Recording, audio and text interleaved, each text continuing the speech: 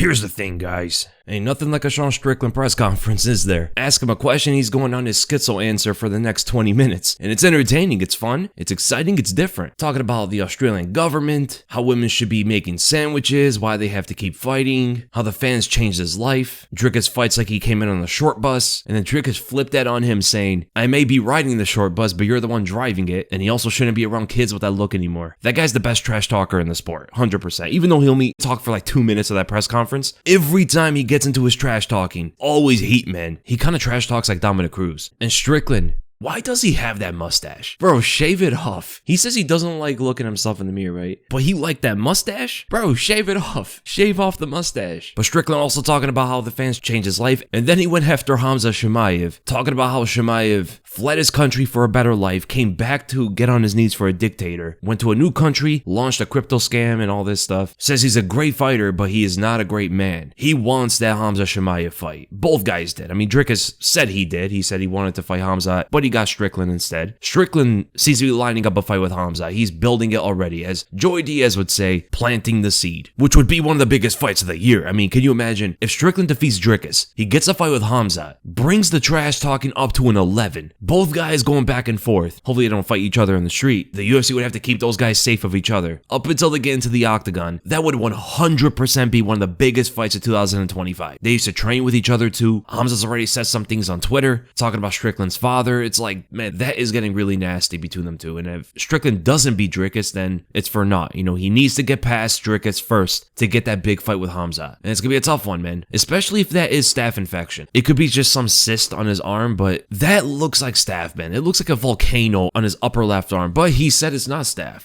He says he doesn't get staph, he gives staph, which is so crazy. But if that is staph, it could hurt his cardio for this fight, decreasing his chances of winning, of course, you know. And if he somehow still wins while having staph infection, that would be such a big win for him. Man, they barely even asked Dricus any questions. And man, I would like to talk about Dricus more, but like, it seemed like the media didn't care about him at all. They want the clicks, you know, they just want Strickland to say some crazy stuff up there, so they're gonna keep asking him questions. I think Dricus is a cool guy, usually respectful. They could have asked him a lot of like different kind of questions regarding the fight. What about Zhang Wei Li? Her English got so much better. If she could start speaking English fluently, she could be a bigger star in the sport. Tatiana Suarez bringing the competitive trash talk, saying if she tries to take her down, she has a counter for it. If she goes for a takedown, she can capitalize on it. And Li Jingliang came into the arena asking questions on the mic, asked the women fighters how could they inspire the next generation, and they were talking about how Tatiana beat cancer and all of those injuries, man. It really feels different with Tatiana Suarez up there. There's a different kind of aura around her in that press conference, man. But why was Strickland laughing when they were talking? What was so funny? He's such a clown, dude. And he went on and started talking about how women, if they keep fighting, who's going to make them sandwiches. The Australian government was trying to shut down that press conference. You guys see how like the UFC live stream was glitching out? They're trying to silence Sean Strickland. Strickland is my news source for the Australian government. I don't know anything else about it. He's saying the Australian government doesn't like him because of the stuff he says. And the guy comes up and has a newspaper. He has a newspaper in his hands on the front page stating on there that they hope Sean Strickland loses his fight. Brother, is it really like that? On the newspaper? It didn't look like some off-brand newspaper you get outside the barbershop or something. For those from Australia, is the media really like that?